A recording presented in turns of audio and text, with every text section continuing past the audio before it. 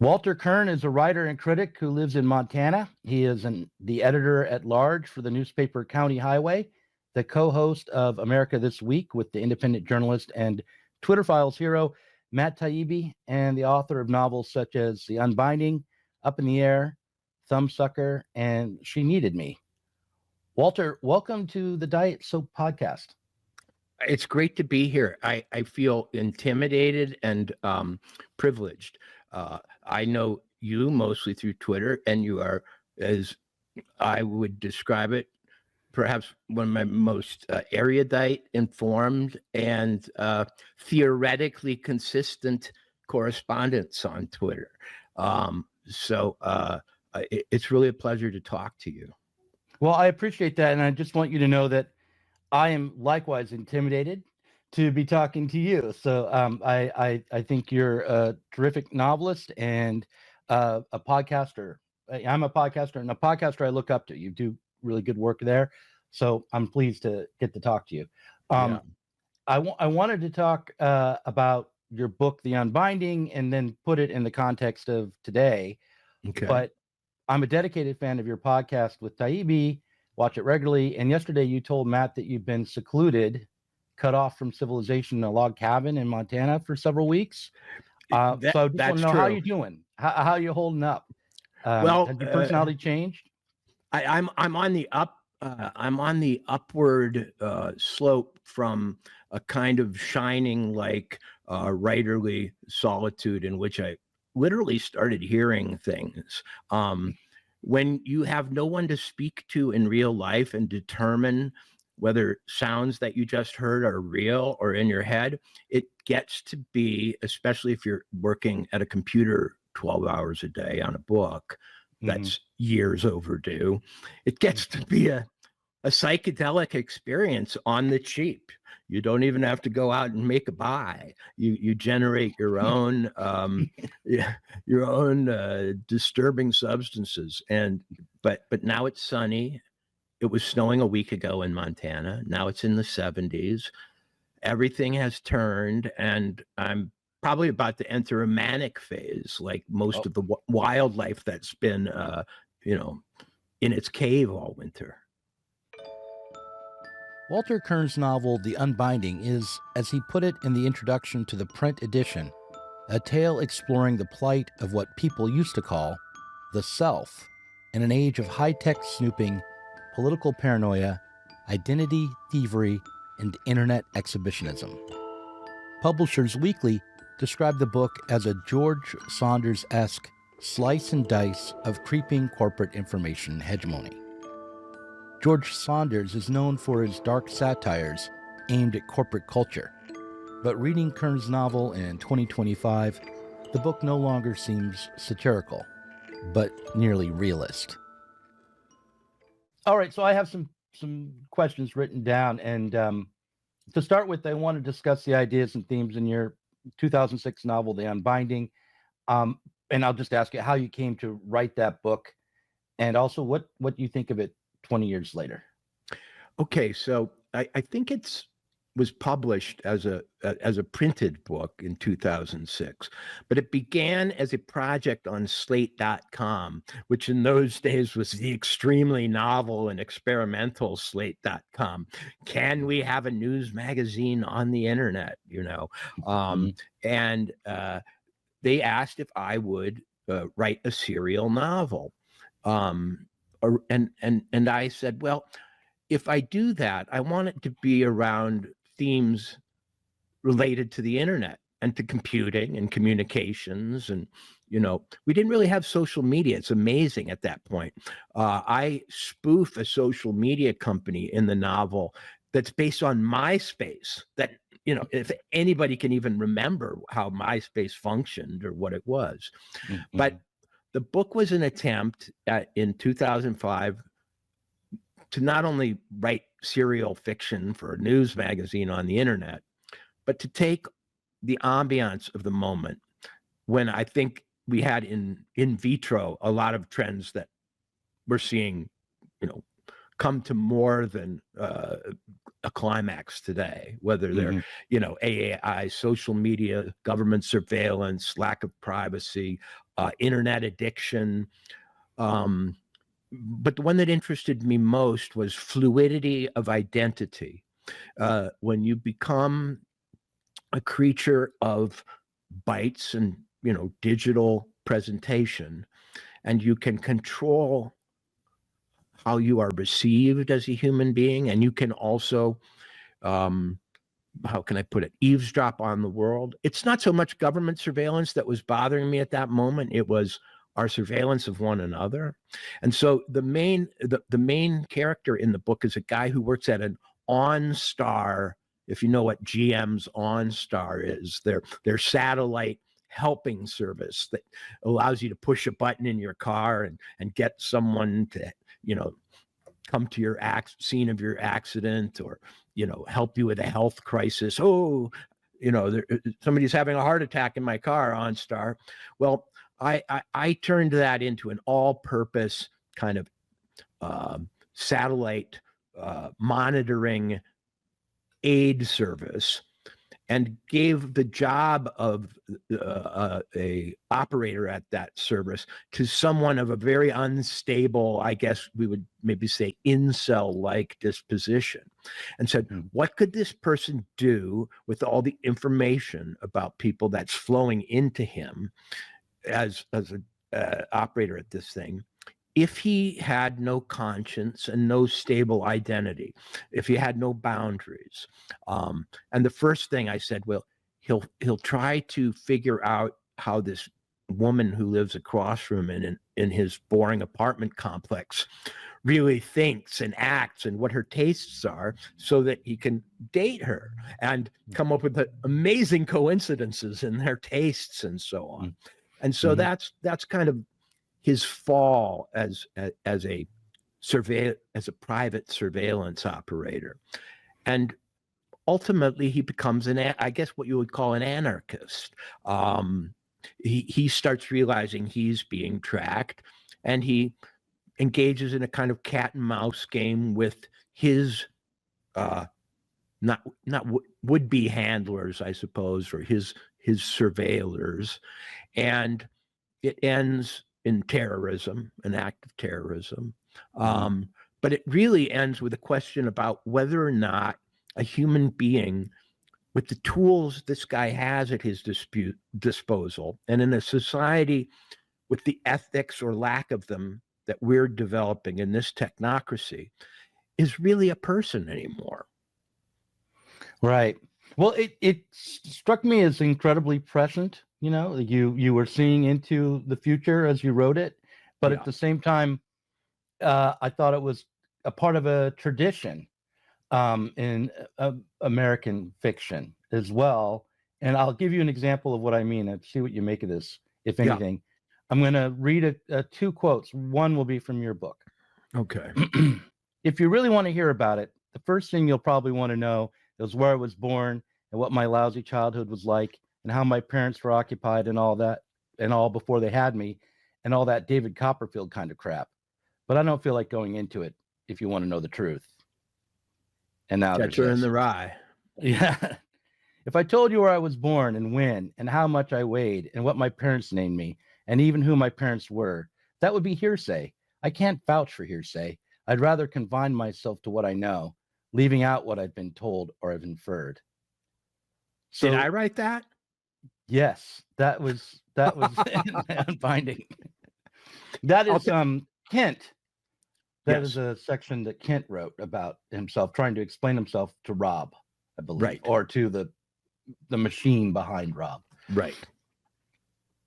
So I guess my question is, how do you see yourself in terms of being part of this tradition of writing about alienation, and do you think, I guess, what do you think the aim of writing in this mode is? It's a big question, man. It's a big question, and your pattern recognition skills have left me almost at a loss, because it was as though I had Catcher in the Rye open when I wrote that paragraph, but I didn't.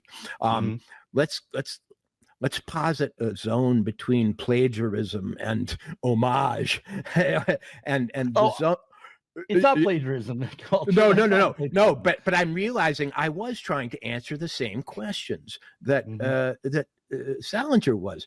Remember, Holden Caulfield becomes later the alleged inspiration for the assassin who kills John Lennon.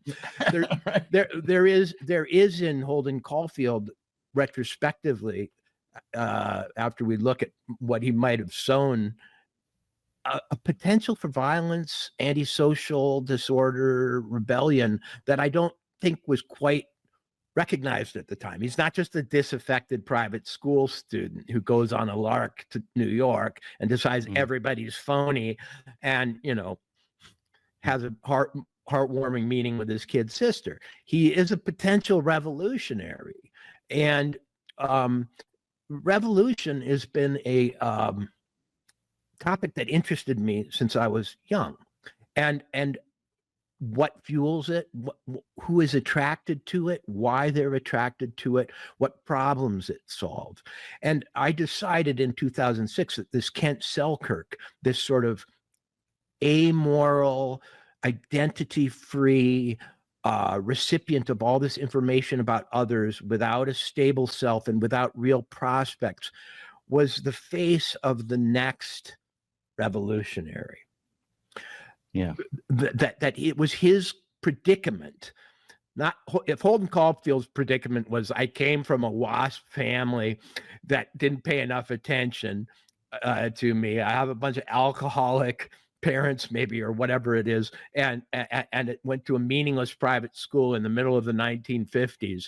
If that was his predicament, this guy's is that for the early 2000s, starting to live on the internet, starting to slip, starting to use information in the way a spy might, starting to develop compartmentalized selves in the way a spy might. Because that was my central insight. We were all turning into intelligence and counterintelligence agents, and the least powerful but intelligent among us would master this game as their way to power, even if it was negative power. In 1988, the French radical and Marxist theorist Gabaorg argued that we were living in a global society mediated by images, or what he called an integrated spectacular society. It was integrated because these images were generated both by a highly authoritarian state and by the supposedly free exchange of commodities. Under these conditions, Gabaorg argued, authentic accomplishments, true skill, and even competence itself had disappeared. Instead, what counts in this world is not skill or accomplishment, but mediatic status. The truly surprising outcome of this situation was this: under such conditions, one can publish a novel in order to arrange an assassination, or appear on a reality TV show in order to become president. Ultimately, the aim of the integrated spectacular society was to make everyone an agent of the state, so that, as Gabaorg put it, secret agents become revolutionaries, and revolutionaries become secret agents. I have two responses to that, and I'm going to choose which one to go with. I'll go with the so-called erudite one first, but it's just to refer to Guy Debord, who was a big influence on me when I was in my 20s. And I want to ask you about your flirtation with Marxism, which I've heard you talk about. But in Guy Debord's 1988 book called The Comments on the Society of the Spectacle, he writes that in the integrated spectacular, the primary aim is to turn revolutionaries into secret agents and secret agents into revolutionaries. This is how basically society is conquered in this move to try to turn everyone into basically an agent of the state, whether they know it or not. So I wonder, did he see did he see the potential? I mean, I've read the book. I'm familiar with his work. I'm not as deep a student as you probably are, and I should be, because I admire the hell out of it. I mean, he's probably one of the few true visionaries, social visionaries of the last 50 years.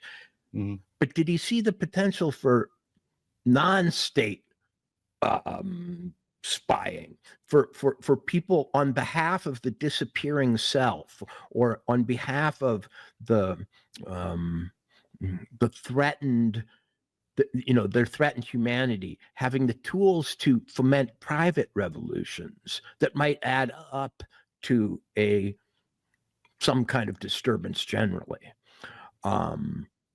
Yeah, he did. I mean, obviously, I think clearly he did. The May '68 strike, student worker strike, that he sort of took credit for after, Right.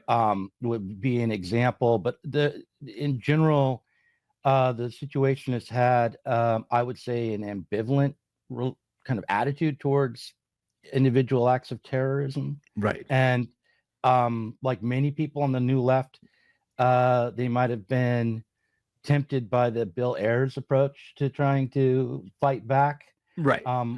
Which I think is obviously to be rejected. But I would say the fault of Guy Debord is that he had turned against the notion of organizing politically in the open in society to develop a independent political force, rather than this sort of piecemeal artistic wandering that he advocated for. Well, from a Marxist point of view, because it is the problems that Marxism discovers that most interest me. Mm-hmm. It's not the solutions that it offers that most interest me anymore. Right. And in that sense, it's not a flirtation. It's still a big part of me, in the sense that these are the questions, these are the challenges, and these are the observations that I find most interesting. The solutions, or as it were, or the projections of where this will all lead, are to me not as satisfying as they could be, and are to be answered with the imagination, not just a theoretical structure. In other words, sometimes you just take a character in a predicament and you go, according to what I know of narrative and people, where does this lead? And you don't really have a basis in theory for it, but you do have a basis in kind of feeling for reality. And imagine a conspiracy, imagine a revolution in which none of the revolutionaries have to know each other, in which none of them have to meet, in which none of them have to conspire at all. They don't need to be a weather underground. They can be the weather above ground, because each of them will act in a way that will become an emergent revolution, to use the word emergent, which is one of my favorite dodges for cause and effect. It's just an emergent phenomena. But what if we were to understand revolution as an emergent phenomena from alienation, acted upon by people who now have power that they didn't? See, I mean, when you think about the factory workers of the 19th century, they had to organize for physical violence. They had to, strikes were keeping people out of factories, or maybe destroying machinery, or confrontations with the authorities in the streets. But what if all that could be expressed, or all that activity could occur almost automatically through people's engagement with technology? Those people didn't have any technology. They didn't have the ability to communicate. They had to go to underground meetings. They had to do all these things. But it's now possible, I think, it was my intuition, that a time was coming when the incels and the people who could not be dissolved into the system, could not be fully co-opted, because their identity couldn't be captured by capitalism. They no longer had one, and the energy of its dissolution could be somehow leveraged for a strike against society that didn't involve a plan.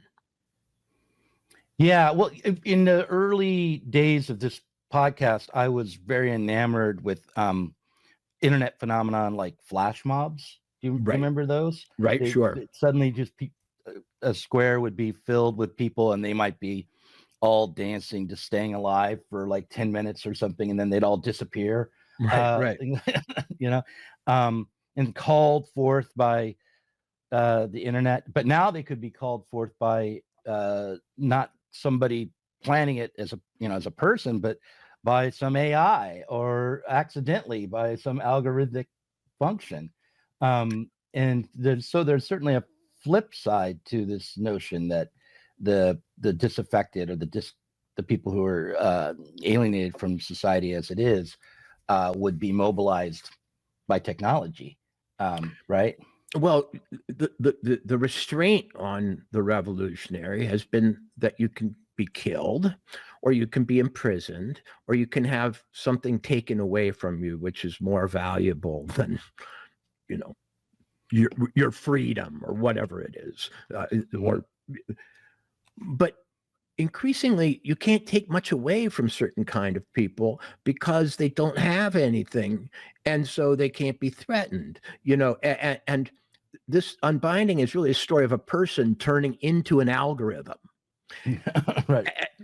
And finally revealing, I'm not a person at all. I've only been told what my name is. I've only been told who my parents were. I've only been told what my birthplace, class, and identity consist of. But what I've discovered for myself in my real life, which is my interactions with the internet, basically, is that I have a different set of values, that I have a different set of powers, that I have a different set of possibilities. I'm not the person they told me. I can be this person, that person. I also have leverage that no one told me I had.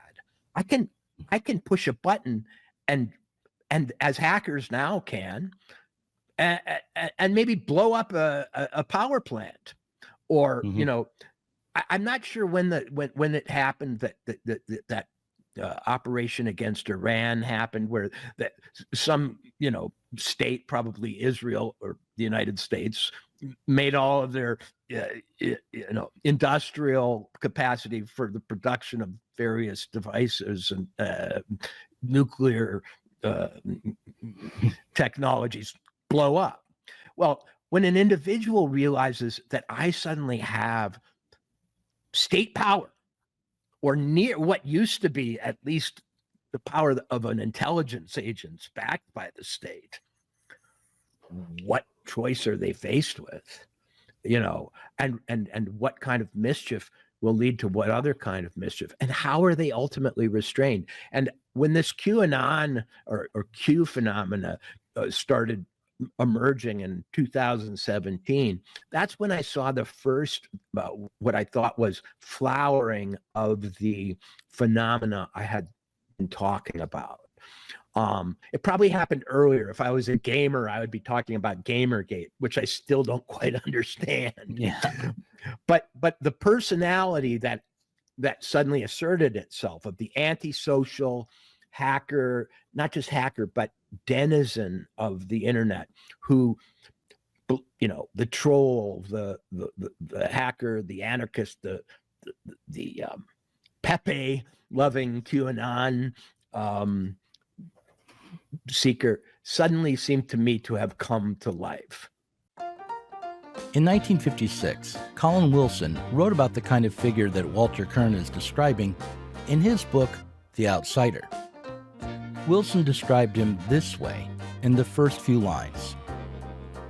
At first sight, the outsider is a social problem. He is the hole-in-corner man. Wilson then quotes from Henri Barbuse's novel L'Enfer. In the air, on top of a tram, a girl is sitting. Her dress, lifted a little, blows out. But a block in the traffic separates us. The tram car glides away, fading like a nightmare.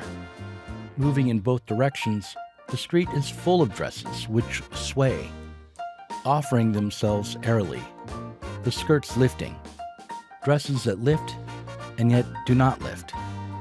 In the tall and narrow shop mirror, I see myself approaching, rather pale and heavy-eyed.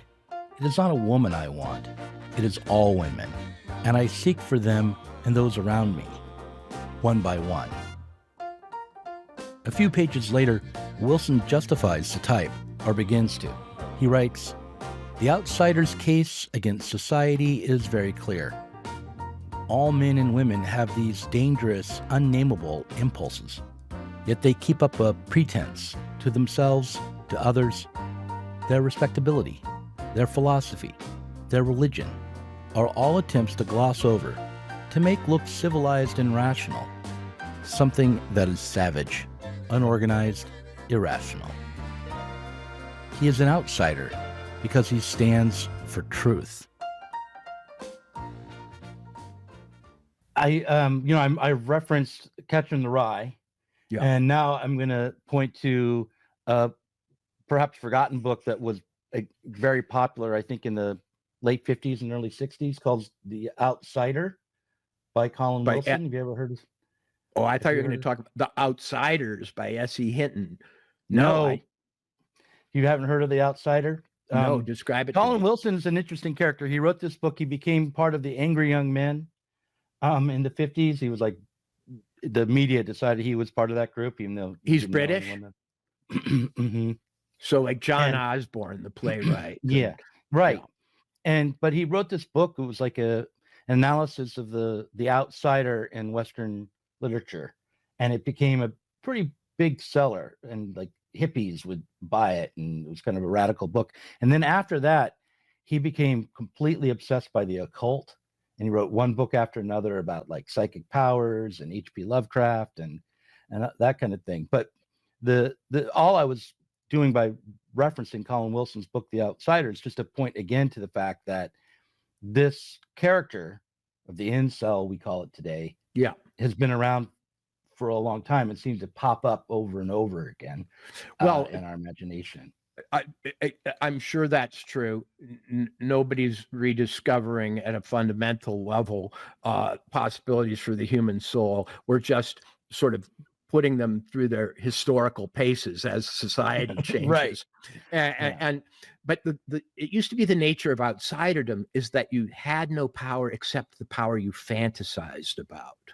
Mm-hmm. But in 2005, I imagined, what if there's a guy sitting at an operations desk at an OnStar-like service who's getting streams of personal information about all kinds of people, and he's an outsider with power who discovers that he has power?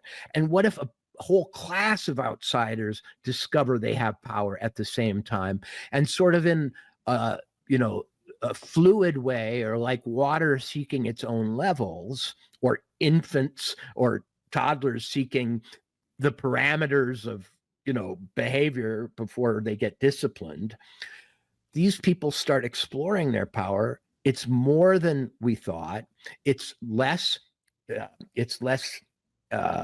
containable than we imagined. And I think that did happen.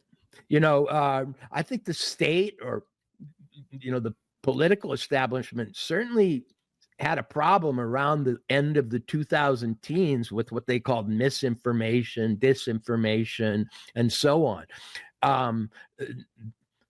In some ways, Donald Trump may represent this force jumping what were considered insuperable barriers in the past.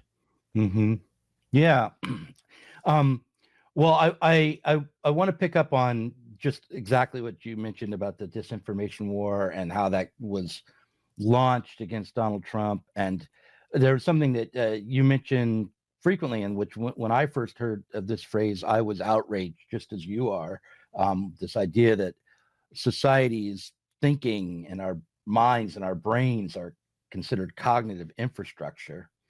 My feeling as an American has always been that, it's our task to make sense of the world for ourselves together, rather than any elite politician or anonymous bureaucrat's task to do that thinking for us. And one of the questions I guess I have for you, as someone who, I know you're a big fan of Mark Twain, is how would we, because I'm also a fiction writer, how would we write for a society that's under attack the way this one is? And would we, I guess, having talked to you for a while, do we need to be writing for the incel now, or is there a way we can go back to assuming that we, the people, are going to be doing the sense making for ourselves? And what would that, how would that start to happen, do you think? Or is it happening? Am I being too pessimistic to worry about it being over, that we've all been unbound from our capacity to Right. What Unbound and Unbinding meant was the separation of the self from the body, of the state, or from it. It meant all of the identity equations that we take for granted in society.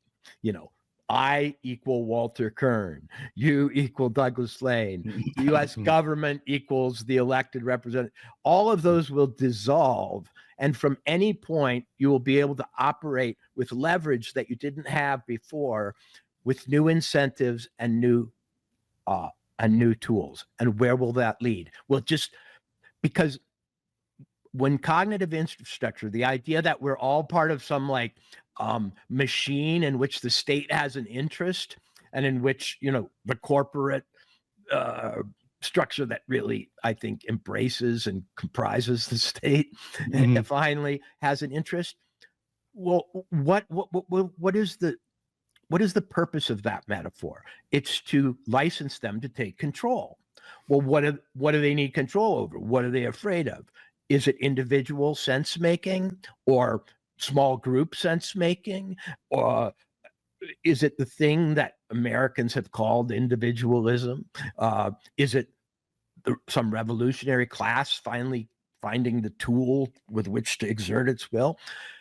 Something threatened them. Something threatened them badly. They started doing research at academic and other, you know, non-governmental institutions across the world. They started legislating. They started doing hit or miss censorship on topics like COVID, for example, you know, in real time, without really having built up a basis for it. There was an emergency as far as the people who regard us as cognitive infrastructure were concerned. What was the emergency? The emergency was what I see as sanity breaking out. Meaning, wow, these people, in order to get these machines that we thought gave us vast power, military industrial complex, you know, Apple computer, Amazon, we had to share a certain amount of power, more than we realized we had shared. And these people have found ways to use it that is actually competing with our monopoly over certain kinds of influence and so on. And we need a pause till we get control of this cognitive Borg that has started to take on either a life of its own, or in which individuals have started taking on lives of their own. Now, do I think it's possible? I actually think it's the future. Mark Twain was an interesting character. The persona Mark Twain was a kind of progressive, social justice seeking opponent of all things unfair and oppressive.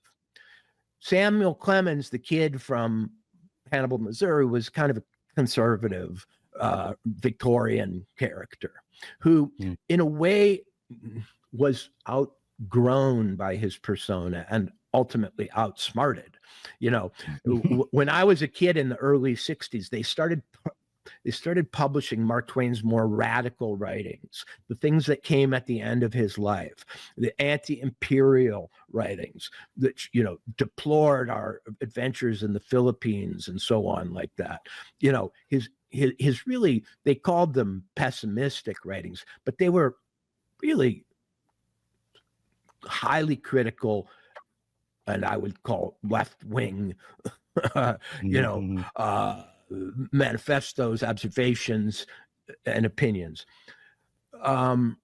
What he was talking about throughout his career, though, and the reason that became his final form, was the liberation of individual energy. That's what Huckleberry Finn's about. That's what, you know, Prince and the Pauper is as common sense, a comedy of class injustice as there is. You take two people, you switch their clothing, you switch their social position, and you suddenly see how everything that happens to them is relative to that. Twain's project goes on, and the attempt from a non-theoretical perspective, sort of from a popular literary narrative basis, to address injustice and so on, and to discover in the individual, even this boy who, you know, tramps around his little town on the, you know, Mississippi River, and has a native sense of justice way beyond that of any of his neighbors. That is, to me, the critical subject of American literature still today. But I think that it's not politically recognizable in the way it used to be. We used to know who the progressives were and who the conservatives were, and what the conservatives were trying to conserve and what the progressives were trying to get toward, and who the teams consisted of. That has all been switched around. In a weird way, because I think information is so easy to get. You don't have to cling to the macros of the past, you know, like, I'll hang over here with labor unions, abolitionists, or whatever, you know, and so on. Like, now you can create an identity wherever you see opportunity to have a little bit of power, to change the conversation, to create a difference. And it doesn't make sense in political terms traditionally, but it does make sense in Mark Twain terms. The Huckleberry Finn in us, the person who looks around and goes like, wow, I live in a fucked up town, which it doesn't even believe that the guy I like best in town is a person. Let's get out of here and get to know each other. And then Mark Twain behind that all goes by writing about this friendship. I'm going to upset the social order. That project is as fresh, as challenging, and as critical as it's ever been. I just think it's taking forms that we don't recognize, given our old vocabulary and sense of who the players are. The second half of this conversation with Walter Kirn is available on the Sublation Media Patreon. In the second half, we discuss cyberpunk, the ideas of a science fiction writer named R.U. Sirius, whose real name is Ken Goffman, and the conspiracy behind Luigi Magnoni. Support Sublation Media and listen to the rest of this podcast there. A link is in the description.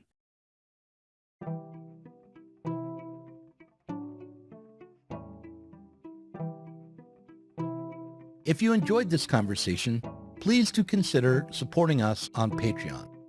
Our patrons help to make sure that Sublation Media can continue to provide interviews, videos, books, and articles that are critical of the left from the left. If you are tired of remaining stuck within bourgeois ideologies and politics, help us sublate them both.